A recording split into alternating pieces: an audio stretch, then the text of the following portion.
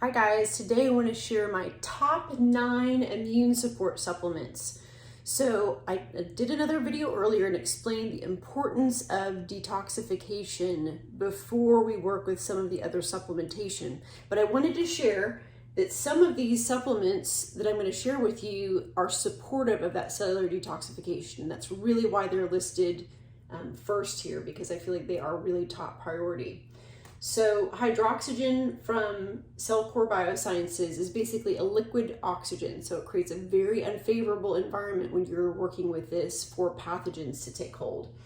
Number 2 is Mito-ATP from CellCore Biosciences. So it works on upregulating mitochondrial function. So therefore increases ATP, which is energy, and that facilitates the body doing all of the things that it needs to do to keep those pathogens at bay. And then CT Minerals, number 3, also from CellCore Biosciences, is a mineral supplement that really helps place minerals where they should be and displace other minerals that maybe are not in the proper form away and where they shouldn't be.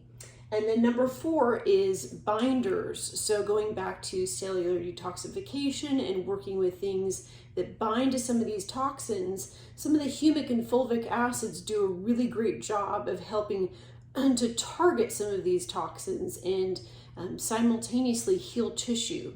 So for instance, Virad Chem from CellCore Biosciences is also in that category of a binder. There's a number of other ones you can work with as well, like the biotoxin binder and HMET and carboxy are all from CellCore, and they utilize that humic and fulvic acids to help bind to some of these specific toxins. But when we're talking for immune support, the Virad Chem works specifically with viruses, so that can be very helpful there.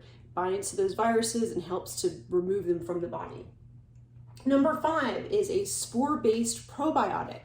So these spore-based probiotics work very differently than a traditional probiotic in that they are dormant, and when you ingest them, they actually germinate in the intestinal tract, and they communicate with all of the organisms in the microbiome, and they get the good ones to thrive and the bad ones to behave. So that's really critical when we're talking about immune health and making sure that those pathogens don't get a chance to take hold. So this is very different from just going to the grocery store or wherever and just getting a probiotic. These spore-based probiotics are very, very different. And so that would be something like the Megaspore Biotic from Microbiome Labs or CT Biotic from CellCore.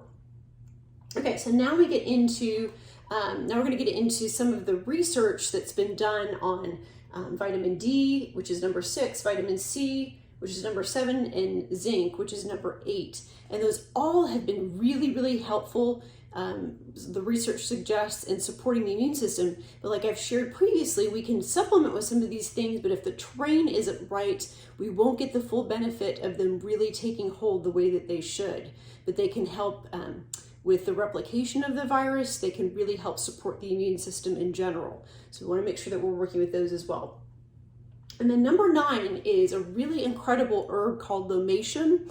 And this is something that you would want to work with if you feel like you're really starting to come down with something or you've been exposed to something. Lomatium was used in the, it was used back in the 1918 Spanish flu epidemic.